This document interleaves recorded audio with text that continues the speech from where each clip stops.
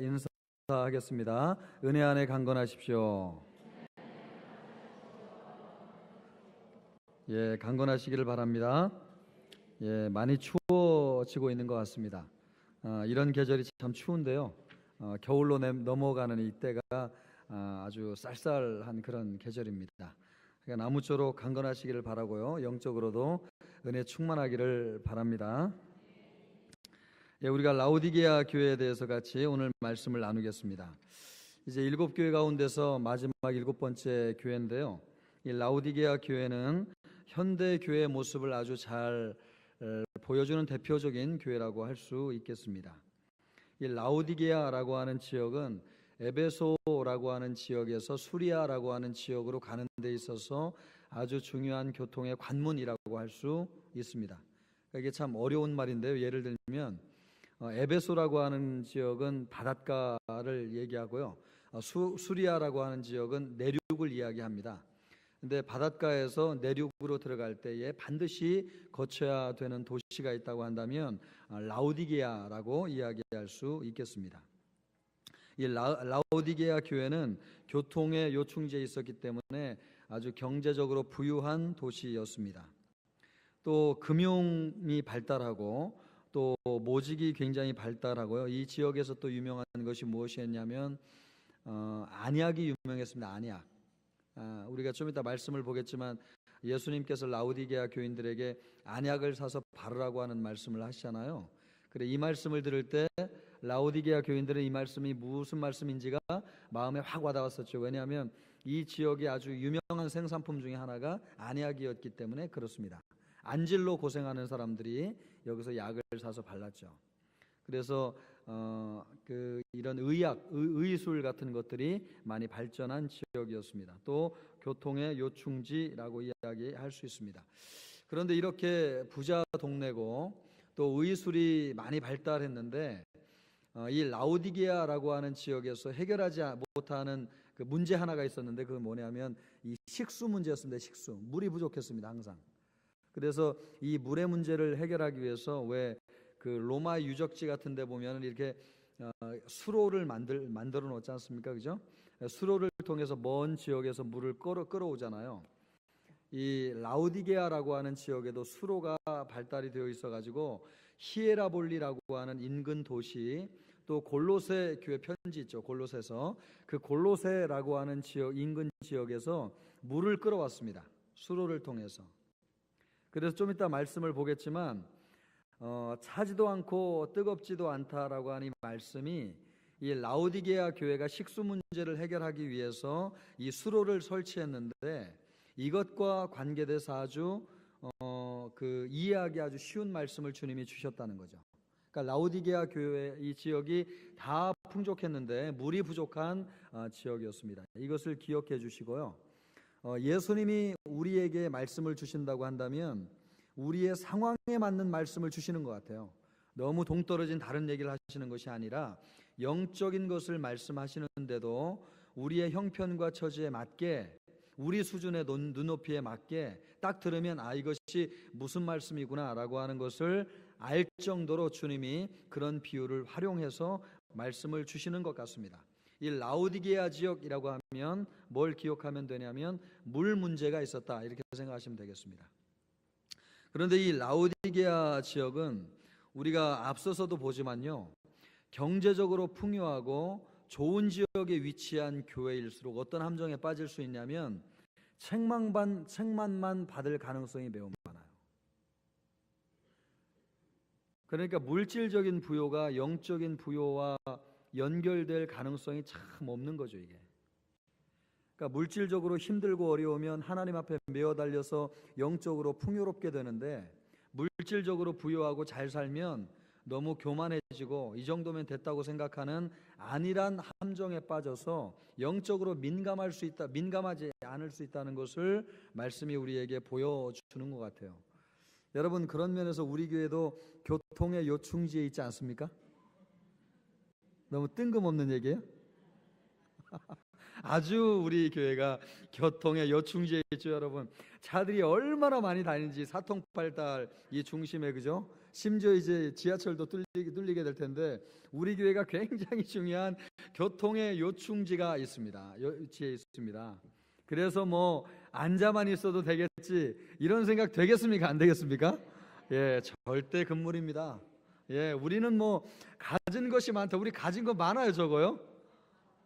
없어요? 뒤에 뜰에 나가보면 그냥 주차장이 1000평 되는, 거의 우리 교회가 지금 1500평, 여기까지 하면 1500평인데 와, 우리 이런 생각할지 모르겠습니다. 야, 우리 가진 것이 참 많다. 우리 앞만 보여주지 말고 뒤에 가서 이걸 봐야 될 텐데 사람들이 이런 생각할지 모르겠어요. 이런 생각들이 우리를 영적으로 둔감하게 만들 수 있다는 거죠. 주님이 교회를 평가하실 때 그런 걸로 평가 안 하신다는 겁니다. 지금 그런 면에서 이 라오디게아 교회가 오늘날의 한국 교회를 비롯해서 전 세계 교회를 잘 조망하는 말씀이라고 볼 수 있고요. 또 우리에게도 매칭되어서 주시는 말씀이 깊다고 생각이 돼요. 우리도 이런 안일함에 빠질 수 있거든요. 우리가 가진 것이 많다. 우리가 정말 좋은 위치에 있다. 그래서 우리가 너무 안일하게 영적으로 깨어있지 못할 수 있다는 것을 오늘 말씀이 우리에게 보여주는 거죠. 이 라오디게아 교회는 그런 함정에 다소 빠져 있었습니다. 그래서 책망만 받는 교회가 되었습니다. 우리 요한계시록 3장 15절을 보면 예수님이 이 교회 주시는 말씀 같이 한번 읽어봅니다. 시작. 내가 내 행위를 아노니 내가 차지도 아니하고 뜨겁지도 아니하도다. 내가 차든지 뜨겁든지 하기를 원하노라. 아멘. 이 지금 물과 관계된 말씀이거든요. 이게 그러니까 내가 차지도 아니하고 뜨겁지도 아니하도다. 내가 차든지 뜨겁든지 하기를 원하노라. 제가 이 서두에 말씀드렸잖아요. 이 라오디게아 교회가 물 문제를 해결하기 위해서 히에라볼리라고 하는 지역에서 물을 끌어왔고 골로세라고 하는 지역에서 물을 끌어왔어요. 그런데 이 히에라볼리에서는요 온천수가 발달했기 때문에 거의 60도, 70도, 80도까지 끓는 뜨거운 물이 그 히에라볼리에서 생산됐어요. 그런데 수로를 설치해가지고 물을 끌어오는데 라오디게아까지 물이 오면 이 물이 어떻게 되는 거예요? 다 식는 거죠. 그런데 물이 어떻게 식느냐? 아주 미지근해지는 겁니다. 물이. 그런데 오면서 이 물 안에 석회수 지역을 지나오기 때문에 석회수가 끄는데 여러분 그 화산이 폭발한 지역에 이렇게 그 온천수 같은 게 나오는데 거기 가보면 뭐가 많이 섞여 있는지 아세요? 물에? 유황이 많이 섞여 있어요. 그래가지고 유황 냄새가 진동을 하는데 그 물이 미지근한 데다가 이 석회수 유황까지 많이 섞여 있다고 생각해 보세요. 그 물을 먹을 수 있겠어요? 못 먹겠어요? 못 먹는 거죠. 먹으려고 입에 넣었다가 미지근하고 정말 쾌쾌한 냄새, 소위 말하면 굉장히 이상한 냄새가 나요. 이 유황 냄새가. 그것을 맡고 입에서 내치게 되는 거죠. 주님이 지금 라오디게아 교회에 이 말씀을 주시는 것은 너희가 그런 경험이 있지 않느냐? 내가 너희 교회를 볼 때 도저히 입에 삼킬 수 없을 정도로 미지근한데 쾌쾌한 냄새가 나서 마실 수 없을 정도로 영적으로 부패한 상태다라고 하는 것을 지금 말씀해 주는 것입니다. 그러니까 뜨거운 상태로 물이 오는데 여기 와가지고 다 식어서 미지근해지는 거예요. 그리고 또 하나 말입니다. 골로새 지역에서도 물을 끌어왔어요.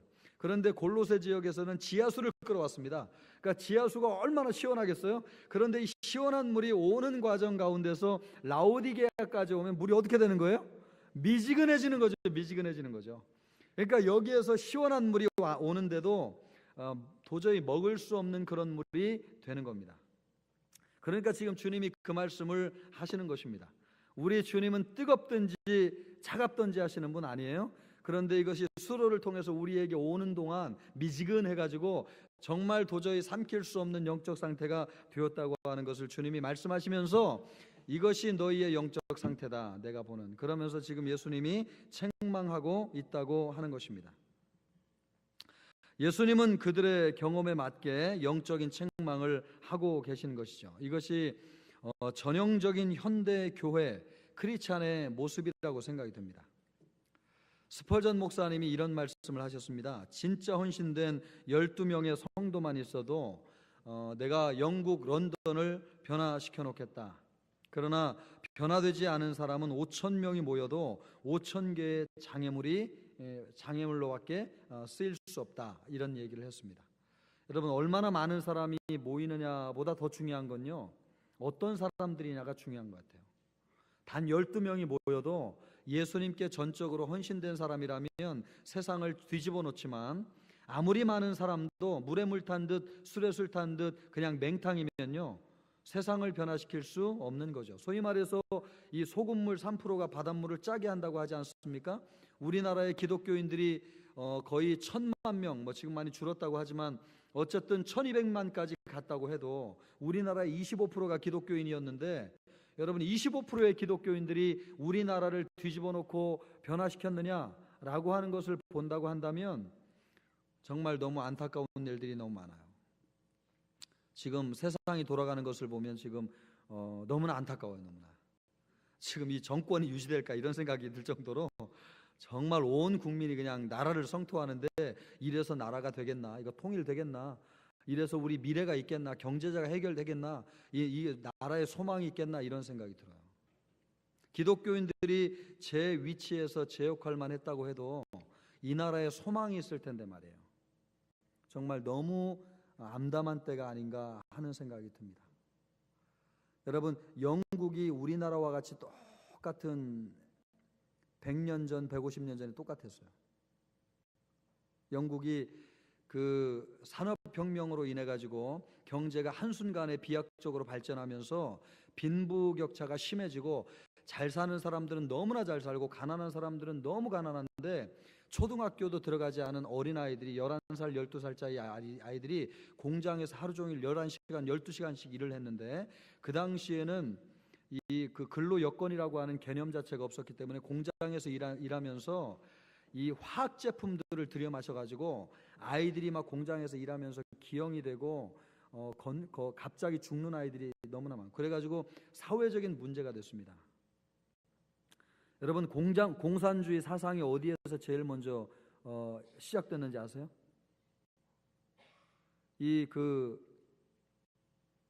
갑자기 생각하니까 생각 안 나요. 좀 생각을 같이 해주세요, 여러분. 멍하니 보지 마시고. 예? 레닌. 예, 레닌에게 자본론과 같은 책을 쓴 사람이 누구죠? 예, 마르크스. 예, 죄송합니다. 이 마르크스가 공산주의 사상을 집대성하고 집필한 사람 아니에요? 이런 사람의 본래 출신이 어디냐? 영국입니다. 영국에서 피신해가지고 독일에서 그 책을 쓰긴 했지만, 그런 사람들이 다 어디에서 나왔느냐? 영국에서 나왔어요. 근데 왜 영국에서 나오느냐? 잘 사는 사람들은 너무 잘 살고 가난한 사람들은 너무나 비참하게 사는데, 이 사회적인 문제를 어떻게 해결할 수 있느냐? 우리가 인간적으로 혁명을 일으켜가지고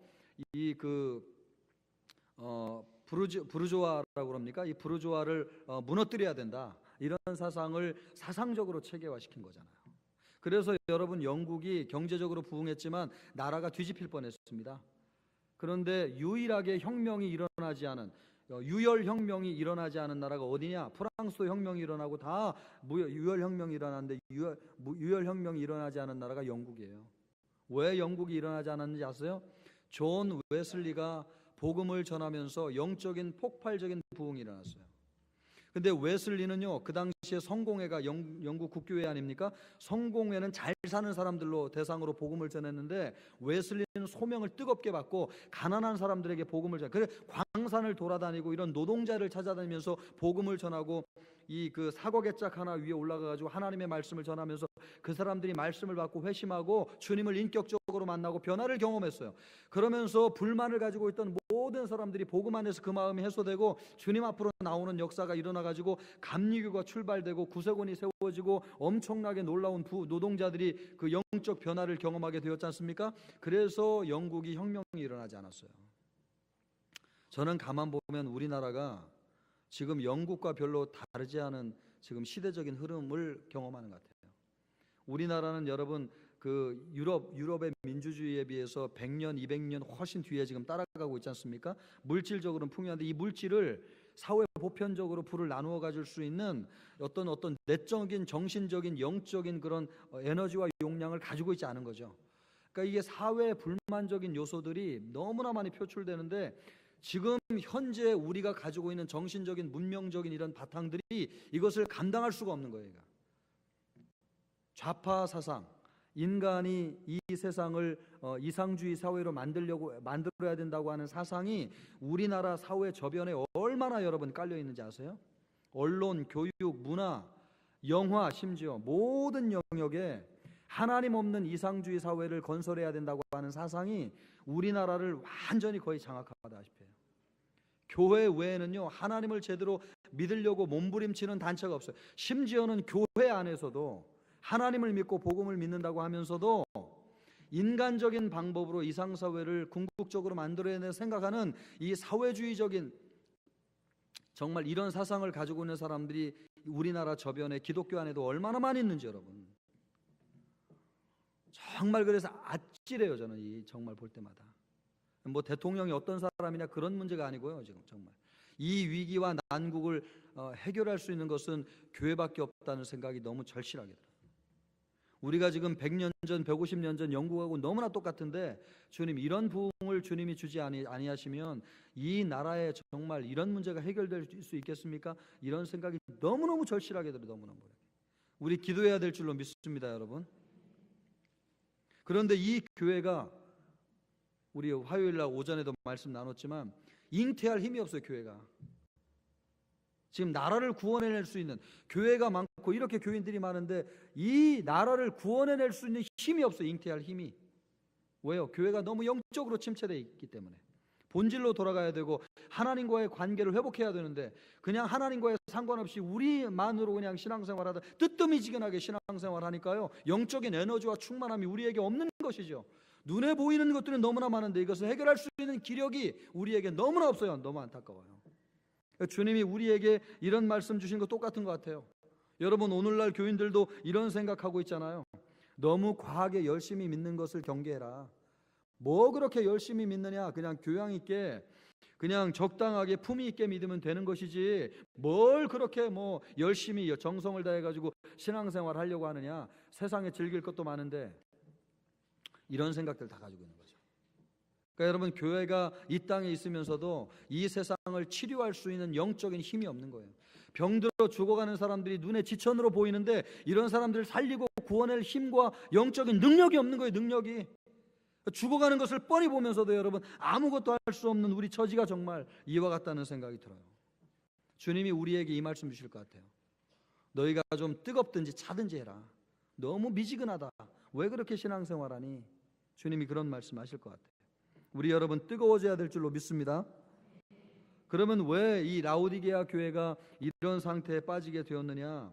자기 자신의 영적 상태를 잘못 진단한 겁니다. 냉정하게 정말 눈을 부릅뜨고 우리의 영적 신앙 상태를 잘 점검했어야 되는데, 오진을 하고 있는 오진. 여러분, 오진하면 사람이 죽어요, 살아요? 죽어요. 오진하면 사람이 죽는. 그래서 의사가, 우리 강사 목사님 오셔가지고 얘기하는데, 의사가 사람을 죽이는 30 몇 가지 이유라는 책이 있다고 그랬잖아요. 의사들이 잘못 진단해가지고 환자가 죽는 경우가 우리가 생각하는 것보다도 훨씬 더 많이 있습니다. 드러나는 증상이 있는데 이거 병의 뿌리가 어딘지를 모르는 거죠. 그래서 약을 잘못 처방하고 엄하게 수술을 했다가 사람들이 죽는 경우가 너무나 많아요. 근데 이 라오디게아 교회가 자신들의 영적 상태를 지금 잘못 진단하고 있다고 하는 겁니다. 우리 요한계시록 3장 17절 한번 보겠습니다. 같이 한번 읽어보겠습니다. 시작. 말하기를 나는 부자라 부요하여 부족한 것이 없다 하나 내 곤고한 것과 가련한 것과 가난한 것과 눈먼 것과 벌거벗은 것을 알지 못하는도다.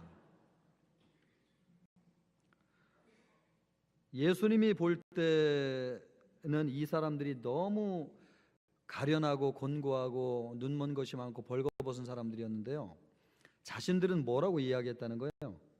우리는 부자라. 부유하여 뭐가 없다고요? 부족한 것이 없다. 이것을 어떻게 알 수 있느냐? 제가 지난주에 말씀드리면서 빌라델비아 교회는 가난한 교회였다고 그랬잖아요.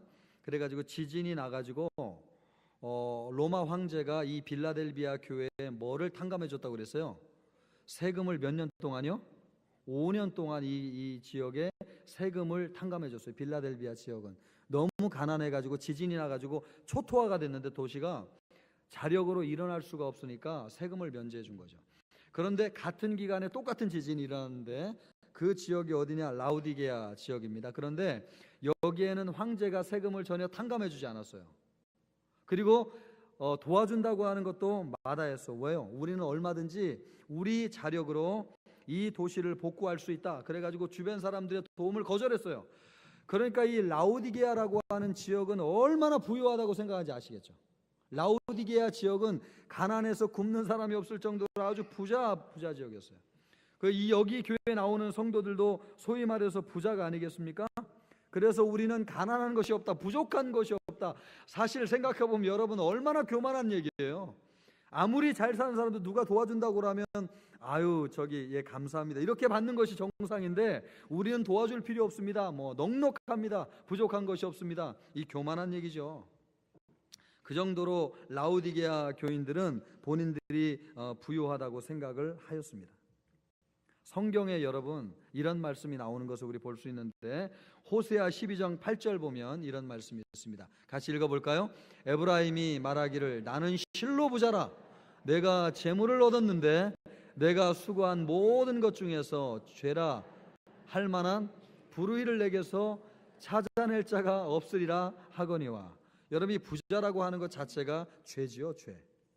그런데 이 영적으로 이런 자기 자신을 보지 못하는, 그러니까 에브라임이라고 하는 사람들이 이런 교만에 빠져 있다고 하는 것입니다. 하나님께서 말입니다, 이런 것을 굉장히 경계하셨어요. 물질적으로 잘 살고 부유해져서 교만해지는 것을 하나님이 굉장히 경계를 많이 하셨어요. 그런데 그 경계를 어디에서부터 하시느냐? 모세 오경에서부터 이 말씀을 하나님이 아주 자세하게 경계를 하셨어요. 너희가 가나안 땅에 들어가서 잘 살게 되거들랑 혹시 교만하여서 너희가 잘해서 잘나서 이렇게 부족한 것 없이 잘 산다고 교만해질까 봐 내가 심히 염려가 된다.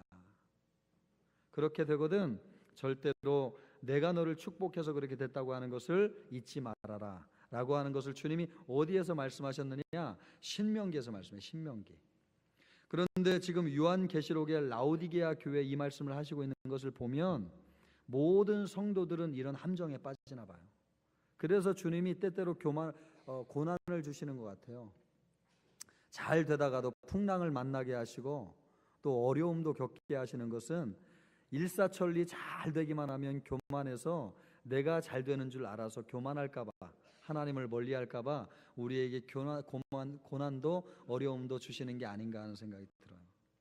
여러분 이 말씀을 한번 귀 기울여 한번 보세요. 신명기 8장 11절로부터 19절 한번 보자고요. 한번 교독해 보겠습니다. 내가 오늘 내게 명하는 여호와의 명령과 법도와 교독입니다. 교독입니다. 교독. 제가 먼저 읽겠습니다. 여러분 마음이 급하신 건 충분히 이해하는데 내가 오늘 내게 명하는 여호와의 명령과 법도와 규례를 지키지 아니하고 내 하나님 여호와를 뭐하도록요? 잊어버리지 않도록 삼갈지어다. 잊어버리지 말고. 근데 뭐 때문에 잊어버리지는지를 지금 주님 말씀하세요. 12절 같이 시작이요.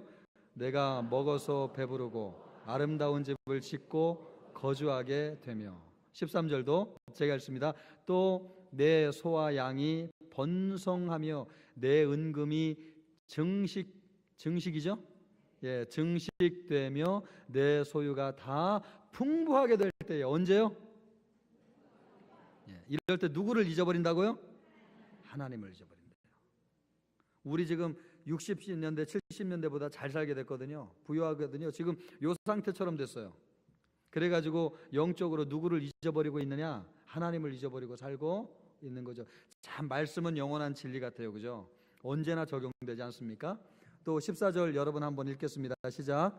내 마음이 교만하여 내 하나님 여호와를 잊어버릴까 염려하노라. 여호와는 너를 애굽 땅에서 형제 집에서 이끌어내시고. 이 누가 염려하신다는 거예요? 하나님이 염려하신다는 거잖아요. 뭘 하나님이 염려하신다는 거예요? 우리가 누구를 잊어버리는 걸요? 하나님을 잊어버리는 것을. 여러분 그리고 15절 너를 인도하여 그 광대하고 위험한 광야 곧 불뱀과 전갈이 있고 물이 없는 간조한 땅일까요? 건조한 땅일까요? 맞습니까? 예, 약간 쓰여진 데를 읽도록 하겠습니다. 간조한 땅을 지나게 하셨으며 또 너를 위하여 단단한 반석에서 물을 내셨으며 이런 은혜를 누가 베푸셨다는 거예요? 하나님이. 그러니까 이스라엘 백성들이 그 가나안 땅에서 이렇게 풍족하게 산 것은 누가 베풀어 주신 은혜라는 겁니까? 하나님이 이런 장애물을 극복하게 계심으로 잘 살게 하셨는데 잘 살고 부유해지니까 그것을 잊어버렸다는 거죠. 지금 그것을 지금 주님이 말씀하고 있는 거죠. 16절 보여주십시오. 여러분 읽습니다. 시작. 내 조상들도 알지 못하던 만나를 광야에서 내게 먹이셨나니 이는 다 너를 낮추시며 너를 시험하사 마침내 내게 복을 주려 하심이니라. 17절 제가 읽습니다. 그러나 내가 마음에 이르기를 내 능력과 내 손의 힘으로 내가 이 재물을 얻었다. 어떻게 할 거라고요? 참 희한한 일이죠, 그죠? 지금 여기에 모세오경과 요한계시록은 끝과 끝에 있는 성경 아닙니까? 그런데 이 유대인들에게 줬던 이 말씀을 지금 라오디게아 교인들에게 지금 동일하게 내 힘과 내 능력으로 내가 잘 살게 되었다. 너희가 말할 것입니다. 하나님이 그것을 제일 염려하시는 것인데 18절도 읽습니다. 시작. 내 하나님 여호와를 기억하라. 그가 내게 재물 얻을 능력을 주셨습니다. 이같이 하심은 내 조상들에게 맹세하신 언약을 오늘과 같이 이루려 하심이라. 우리에게 하나님이 뭘 주셨다고요? 재물 얻을 능력을 주셨습니다. 우리가 잘해서 재물을 풍부하게 얻은 것이 아니고요. 하나님이 우리에게 재물 얻을 능력을 주시고 성실함을 주시고 아이디어를 주시고 부지런함을 주셔서 우리가 정말 풍족하게 살게 된 건데 결과를 보고 내가 잘 살게 되었으니까 하나님이 능력 주신 건 잊어버리고 하나님 앞에 교만하게 된다는 거예요. 19절도 같이 한번 읽어보겠습니다. 시작. 내가 만일 내 하나님 여호와를 잊어버리고 다른 신들을 따라 그들을 섬기며 그들에게 절하면 내가 너희에게 증거하노니 반드시 뭐 어떻게 된다고요? 멸망할 것이라. 물질이 우리에게 부여를 가져다 주는 게 아니에요. 여러분 성실하고 열심히 살았습니까? 처음에 인천 들어올 때 너무 가난하게 들어왔는데 지금은 그래도 아이들 다 키우고 집도 번듯하게 있는 번듯한 삶을 살고 있습니까? 다 여러분 하나님이 베풀어 주신 은혜인 줄로 믿습니다. 이 부분에 교만하면 안 돼요. 이 부분에 뭐 내가 남들보다 열심히 노력했고 정말 성실하게 일했고 정말 남들 5시간 일할 때 난 10시간 일하고 남들 8시간 잘 때 난 4시간밖에 안 자고 일을 했는데 이거 뭐 나에게 당연한 보상 아니냐? 천만의 말씀입니다, 여러분. 지금 이와 같은 현상이 라오디게아 교인들에게 있는데 라오디게아 교인들의 눈이 왜 먼 거예요? 내가 부자라 부족한 것이 없다. 우리는 너무너무 풍족하다. 지금 영적인 자기 진단을 잘못 내리고 있는 것입니다. 왜요? 그 모든 것이 하나님으로부터 왔다고 하는 것을 잃어버리고 있는 것이죠. 오늘날 교회도 이런 부분에 심한 착각을 하고 있는 것 같아요, 우리가. 그래서 여러분, 우리나라가 회개해야 될 줄로 믿습니다. 아멘입니까? 우리나라 회개해야 돼요. 왜요? 우리나라가 하나님이 복음을 주시고 말씀을 주셔서 풍요하게 잘 살게 되었는데 우리 진짜 교만하잖아요. 하나님 싫어하잖아요. 그죠? 하나님 멀리하잖아요. 하나님께 영광 돌리지 않잖아요. 우리가 공부 많이 시키고 우리가 열심히 해가지고 잘 산다고 지금 생각하잖아요. 여러분 다 교만이에요. 나라가 회개해야 돼요. 나라가. 우리 민족이 겸손하게 주님 앞에 회개해야 돼요. 또 우리 자신도 회개해야 될 줄로 믿습니다. 여러분 잘 생각해 보세요. 여러분의 마음속에 나에게는 이런 교만이 없는지. 이걸 지금 주님이 우리에게 주시는 말씀으로 들어야 돼요. 주님이 보실 때 우리는 어떤 존재냐? 곤고하고요. 곤고해 보이지 않았어요. 그런데 예수님은 곤고하대요. 그리고 가련하대요. 가련해 보이지 않았어요. 그런데 가련하대요. 가난해 보이지 않았어요. 그런데 예수님 뭐래요? 가난하대요. 눈 먼 것이 없어요. 잘 봤어요. 그런데 예수님이 눈이 멀었대요. 그리고 벌거벗은 것이 없대요. 없어요. 그런데 예수님이 뭐래요? 벌거벗었대요. 여러분, 벌거벗은 임금 알지 않습니까? 제단사가 와가지고 가장 아름다운 옷을 지어주겠다고 하니까 그 옷을 지어, 그 돈도 많이 줬습니다. 그런데 눈에 보이지 않는 옷인데 이것이 세상에서 제일 아름다운 옷입니다라고 입혀줬어요. 그런데 이 임금이 너무 무서워가지고 신하들이 벌거벗었다는 것을 차마 얘기할 수는 없는데 본인은 옷을 벌거벗어놓고도 세상에서 제일 아름다운 옷을 입고 있다고 착각을 하고 있는 것이죠. 지금 여기에서 이 말씀이, 이 모티브가 아마 성경에서 나갔다고 생각이 돼요. 저는 이 이소부화를 아마 여기서 나갔다고 생각이 돼요. 옷을 지금 완전히 빨개 벗고 있는데 세상에서 제일 아름답고 화려한 옷을 입다고 지금 착각하고 있다고 하는 거죠. 그런데 사람들은 그것을 보면서 속으로 너무너무 비웃고 있는데 차마 그것을 얘기해 줄 수 없는 거죠. 너무 사람이 막 이 벌거벗고도 행복해 하니까 옷을 벗었다고 얘기해 줄 수가 없는 거예요. 여러분, 우리의 영적인 상태가 이와 같지 않습니까? 참 이거 창피한 거죠. 어떻게 보면 이 라오디게아 교회에게 주님께서 처방전을 내리셨어요. 어떤 처방을 내리셨느냐? 요한계시록 3장 18절 한번 보세요. 3장 18절 처방, 17절이 아니고 18절입니다. 18절 말씀. 저를 계속 보라는 뜻입니다. 제가 말씀을 건너떠가지고 지금 한참 찾고 있는 거예요. 자, 같이 읽습니다. 시작. 내가 너를 권하노니 내게서 불로 연단한 금을 사서 부요하게 하고 흰옷을 사서 입어 벌거벗은 수치를 보이지 않게 하고 안약을 사서 눈에 발라보게 하라. 이것이 예수님이 이 교회에 주신 처방입니다. 첫째, 뭐를 사라고 말씀하고 있어요? 불로 연단한 금. 그러니까 금을 연단할 때 불로 하잖아요, 그죠? 이 불로 금을 연단한다고 말이죠. 이 말씀이 뭐예요? 자발적인 고난에 동참하라는 뜻이에요. 자발적인 고난에 동참하라는 거예요. 이 자발적인 고난이라고 하는 것이 뭡니까? 주를 위해서 희생하고 봉사하는 거죠.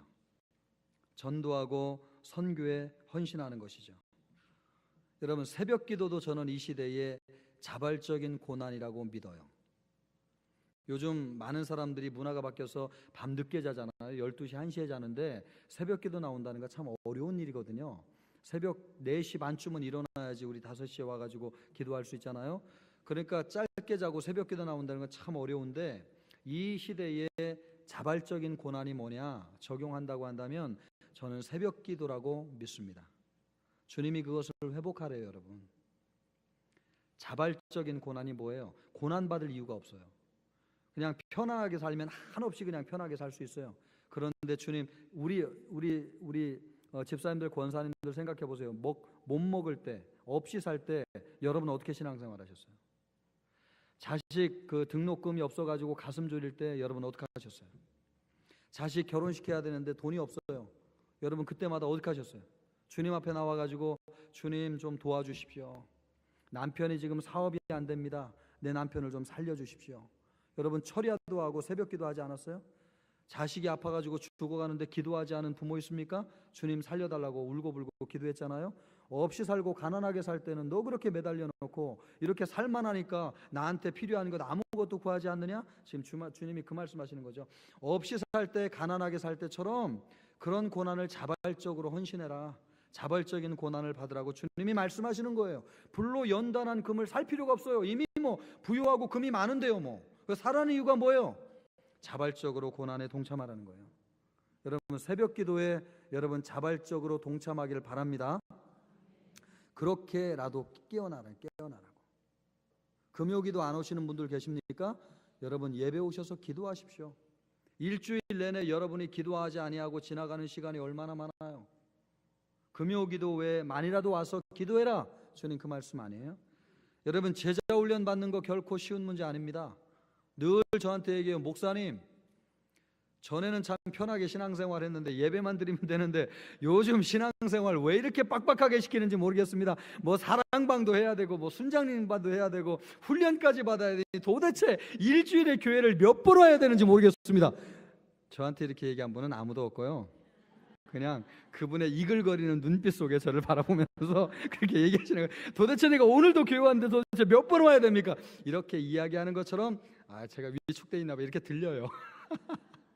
여러분, 제자 훈련 사랑방하는 거 결코 쉽지 않습니다. 헌신하지 않으면 못해요. 절대로. 내 시간 쪼개지 않으면 절대 못해요. 세상 사람들처럼 여러분 그렇게 우리가 먹고 사는 게 쉽지 않잖아요.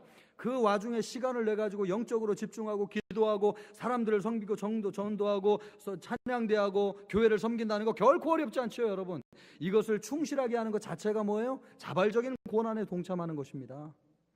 자발적인 고난에 동참함으로써 주님이 우리를 일깨우시는 거 아니에요. 영적으로 우리 자신을 돌이켜보게 하는 거 아니에요.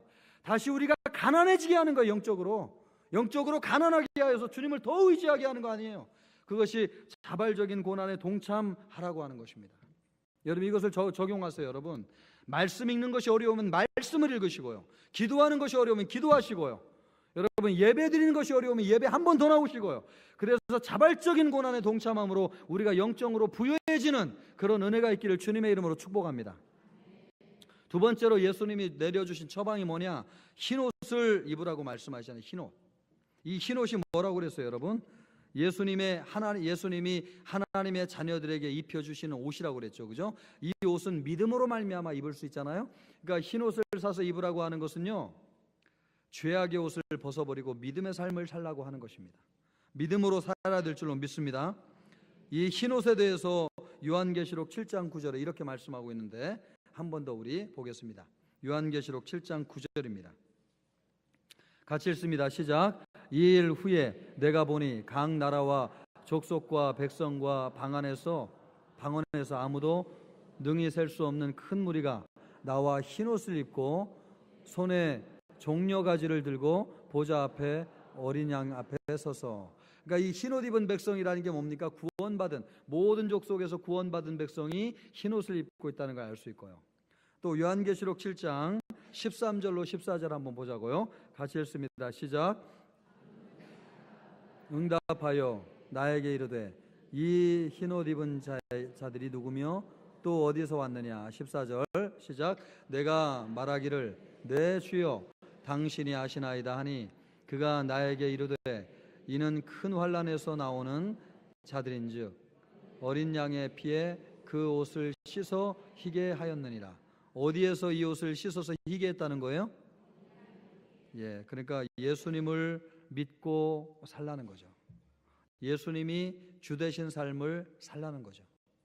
내가 주인 된 삶이 아니라, 여러분, 내 능력과 힘으로 사는 삶이 아니라 예수님이 우리에게 기동할 수 있는 힘을 주시는 삶, 믿음으로 사는 삶, 예수님이 주인 된 삶.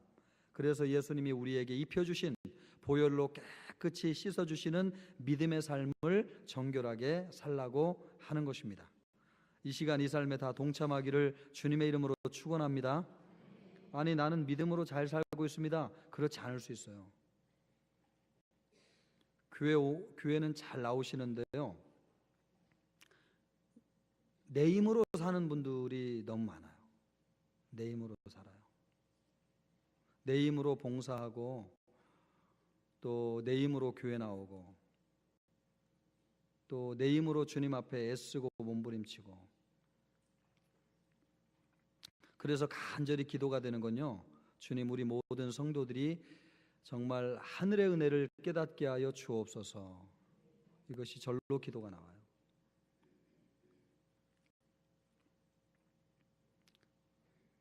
그래서 이 은혜로 살고 예수님으로 사는 백성들이 우리 교회에 충만해지면요, 우리 교회가 화평해질 줄로 믿고요, 우리 교회가 거룩해질 거예요. 성도들 간에 화목할 거예요. 그리고 기쁨과 감격 속에 예배할 거예요. 예배의 본질에 집중할 거예요. 그냥 나와가지고 나 오늘 예배 1시간 드렸습니다. 하나님, 나 이제 됐습니다. 의무 다 했습니다. 이런 마음은 추워도 없을 거예요. 예배의 평가자로 앉아있지 않을 거예요. 찬양 내가 왜 이렇게 찬양하지? 말씀은 왜 저럴까? 기도하는 분은 왜 저렇지? 이런 생각 안 할 거예요. 예수님께 집중되고 하나님께 집중한 예배를 드릴 거예요. 그것이 뭐예요? 흰 옷 입은 사람들의 하나님 앞에 올려드리는 예배라고 하는 것이죠. 주님이 그런 것을 회복하라는 것입니다. 그리고 마지막으로 뭘 사서 눈에 바르라고 얘기하고 있어요? 안약을. 왜 이 말씀을 하냐면 눈먼 사람들이 있기 때문에. 마태복음 23장 16절 한번 보자고요. 마태복음 23장 16절 같이 한번 읽습니다. 시작. 화 있을진저 눈먼 인도자여 너희가 말하되 누구든지 성전으로 맹세하면 아무 일 없거니와 성전의 금으로 맹세하면 지킬지라 하는도다. 어떤 사람들이 있다는 거예요? 눈먼 사람들이 있다는 거예요. 이게 누구의 말씀이에요? 예수님의 말씀인데 누구를 책망하는 거죠? 바리새인과 서기관들, 신앙생활 열심히 하는 사람들을 책망하는 거거든요. 그 사람들에 대해서 예수님이 뭐래요? 눈먼 사람이라고 지금 말씀하고 있어요. 그러니까 우리도 예외가 아니라고 생각해요. 근데 왜 예수님이 이들을 눈먼 사람이라고 했느냐? 마태복음 13장 14절을 보면 이런 말씀이 있습니다. 같이 읽습니다. 시작. 이사야의 예언이 그들에게 이루어졌으니 일러스되 너희가 듣기는 들어도 깨닫지 못할 것이요 보기는 보아도 알지 못하리라. 듣기는 들어도 못한다고요? 깨닫지 못해요. 보기는 보아도 뭘 못한다고요? 알지 못해요. 이것이 누구에게 주시는 말씀이라는 걸 모른다는 거예요? 이 봐요. 아직도 모르잖아요. 그죠? 이 말씀을 누구에게 주시는 말씀이라고? 라오디게아교예요? 예. 나에게 주시는 하나님의 말씀으로 깨닫지 못한다는 거예요.